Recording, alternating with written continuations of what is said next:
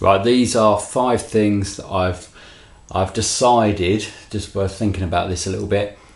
These are the 5 things that you could focus on to really improve your guitar solos.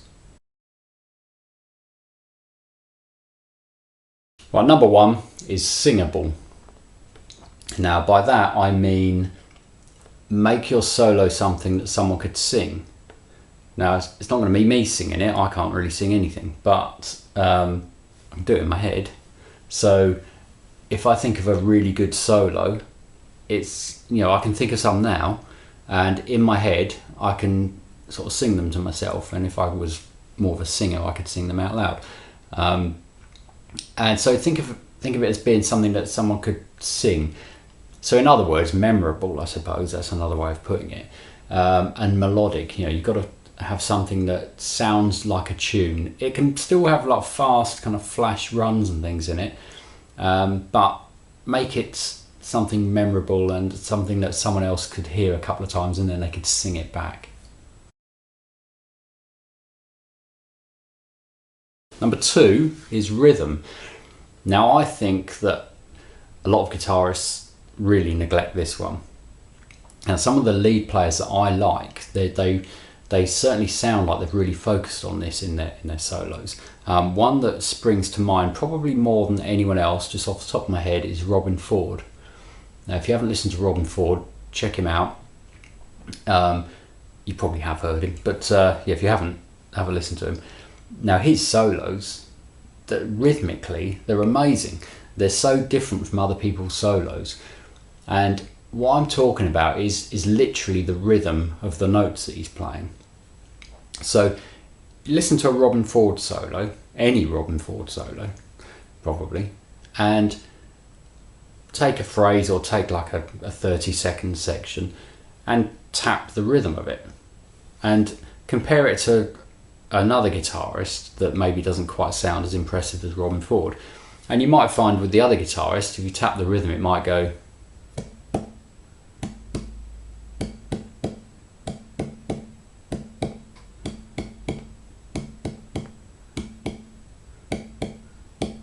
or something like, you know, something very regular and kind of like with groups of rhythms, like maybe 3 notes and a gap, then another 3 notes and a gap, then another 2 notes and a gap, another 2 notes and a gap. Robin Ford will do something like this.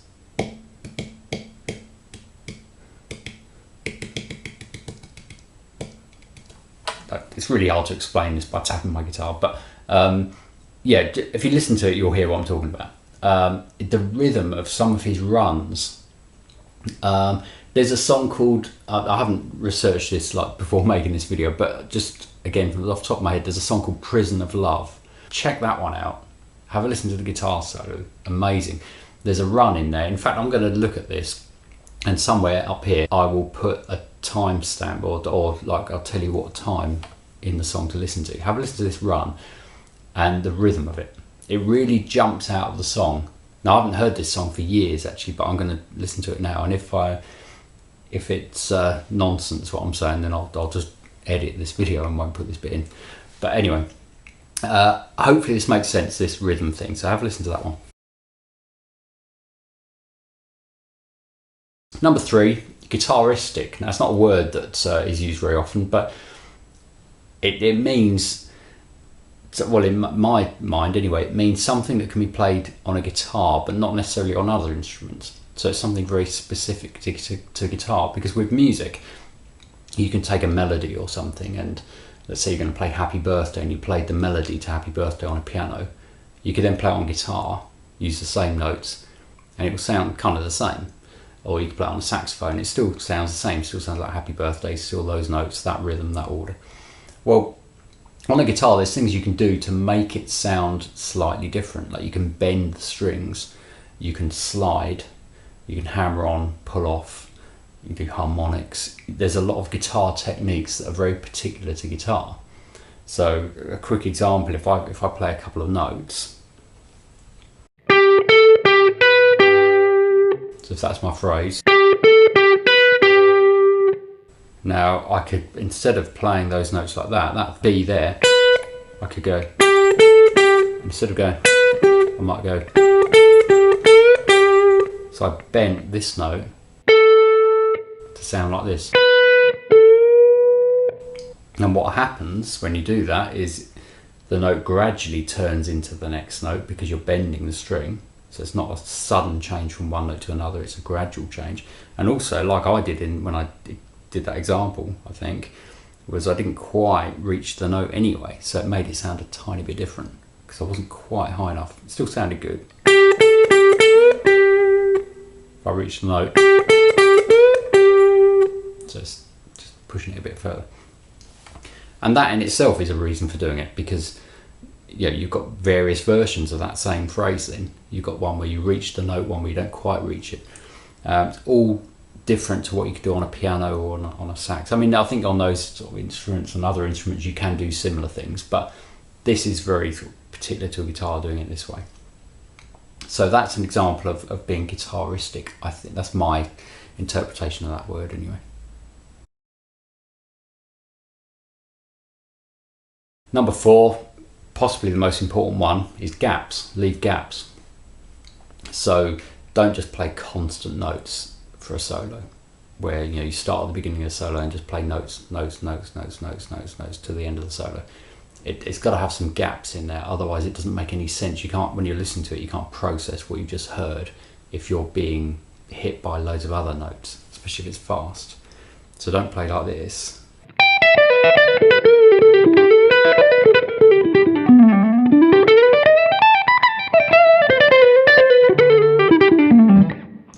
It's just, the first few notes sounded alright, but after a while it gets boring. If I do a similar thing but leave some gaps,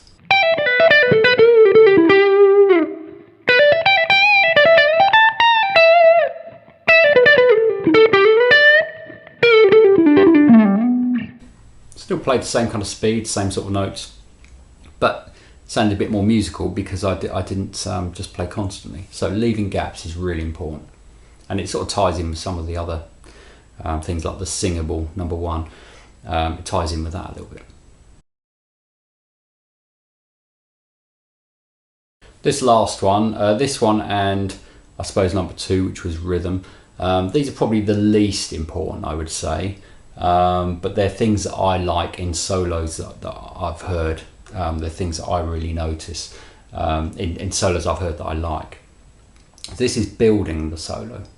So it means giving it some kind of structure. You've got a beginning to the solo and you've got the end of the solo. And you've got those whether you like it or not. There is going to be a beginning, there is going to be an end, there is going to be a middle bit.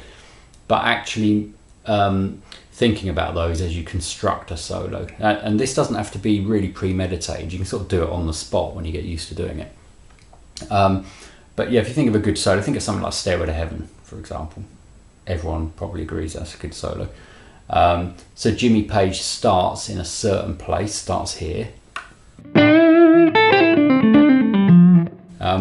The ends there. Well, they're similar notes. They're both sort of pentatonic minor in A, but just the fact that he started in that octave and he ended in this octave and did something in the middle. In the middle he gradually builds up, does quite a lot round here and ends up there. Obviously there's a bit more to that solo than what I'm saying. But yeah, there's a bit of a structure to it in terms of how the solo builds. It starts quite low and ends quite high, and there's a kind of a journey that's happened with the solo where it started low and gone higher. That's the kind of thing I mean by building. So give it a beginning and a definite beginning and definite end, and do certain things in a certain order in between those 2 points. Best way to sort of understand that is just listen to a solo that you really like and think of it in those terms and see if that's what happens on that solo. Most solos, it is what happens. Think of Sweet Child of Mine. Think of the second Sweet Child of Mine solo where Slash plays. Starts very melodic, sort of the phrase that he played in the first Sweet Child of Mine solo, but builds to, I mean, it doesn't build as much as Stairway to Heaven, but it builds to a certain point a bit higher up. It ends here, but it starts here. So that one kind of builds a little bit. There's a really good solo I like on an Avenged Sevenfold song called Seize the Day. Check that one out. That's a good solo that's a good solo in lots of ways actually, but yeah, that builds. Yeah, Bohemian Rhapsody, another famous solo that kind of sort of builds, but doesn't have the same structure as Stairway to Heaven. It doesn't sort of start low and kind of end up high and go like that. That one sort of starts low, goes higher, then comes back down a bit, and then goes much further down. I'm just talking in terms of how high or low the notes are. Yeah, have a listen to these things and just think about it. You know, it's something to focus on when you're listening to them and try and take ideas from and to liven up your own solos. Any questions, please put them in comments. Please subscribe if you haven't already as well. Okay, thanks.